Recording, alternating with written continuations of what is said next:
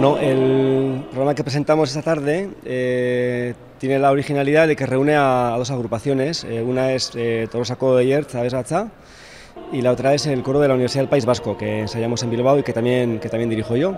Entonces, hace un tiempo que hicimos este proyecto y lo hemos presentado en Bilbao y bueno, pues ha gustado mucho porque nos permite reunir a un número mayor de gente y hacer un programa policoral, ¿no? A doble coro. No en su totalidad, pero en gran parte sí. Sí, somos alrededor de unos 50 coralistas y, como digo, en la primera parte hacemos polifonía de diferentes épocas, pero destacan algunas piezas muy románticas a doble coro, y en la segunda parte es una mezcla de estilos espirituales, fados gallegos, por ejemplo, y también música euskaldun, claro.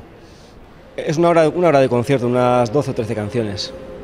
Sí, bueno, es una oportunidad de oír a un coro más grande de lo habitual, ¿no? Entonces, bueno, pensamos que ya en Bilbao lo hicimos ya en Fiestas de Bilbao y gustó muchísimo. Fue un concierto con mucho éxito y es un programa también muy popular, muy atractivo, ¿no?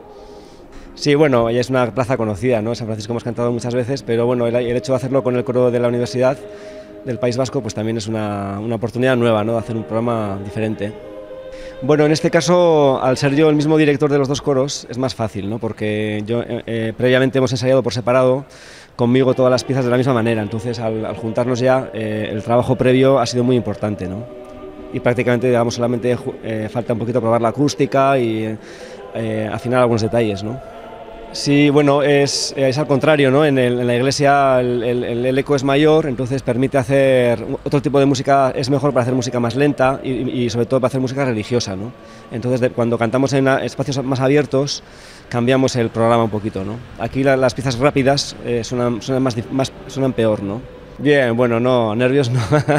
Hombre, siempre hay un poquito de inquietud, ¿no? Antes de un concierto, ¿no? Aunque estés en casa, ¿no? Pero no, nervios no. Sí, eso es muy habitual, o sea que desgraciadamente, bueno, siempre hay alguno que, mira, por ejemplo, a este concierto el viernes una de las sopranos se hizo un esguince y no puede venir y bueno, pues eso es muy habitual, ¿no? Pero bueno, en este caso, como somos unos pocos más, se nota algo menos, ¿no?